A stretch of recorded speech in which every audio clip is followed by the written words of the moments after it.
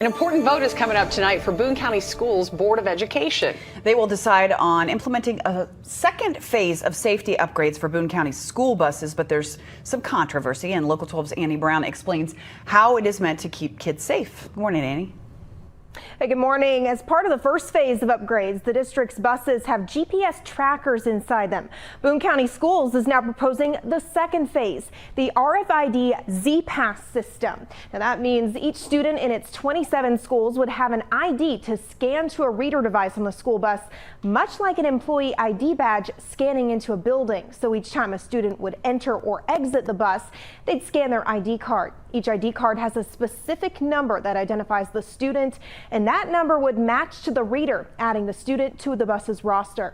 That way the school can keep track of ridership on a bus in case of an emergency. However, when the RFID badge is not being scanned on the device, the card is passive. Boone County is the third largest school district in Kentucky, and about 16,000 of its 20,000 students use school buses as transportation to school. Right now, the district's transportation department is critically understaffed at 35 drivers short. The district believes implementing a system to keep track of ridership will help them know where students are as they're being transported to and from school as driver shortages continue.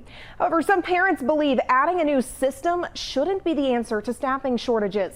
We spoke with one parent with a professional background in information and technology that says he's not getting the answers he needs from the school board on the security of the information database that connects the student's name to the number on the ID badge, saying if that database isn't secure enough, the system could be compromised by a hacker. He says while he's not necessarily against the Z-Pass system, he would like for the school board to urge the district to investigate the technology further before it's implemented. I think it's a hasty move there's a need here, obviously. There's some risks in the transportation department, and I'm glad that the school is taking action on that. But coming to us and saying we have to track your children with this electronic means because we don't have any other way to keep track of things, and we're going to push this through really fast because school's coming up quick, and maybe skip over some of these security checks, that's not okay to me, and many parents share that concern with me.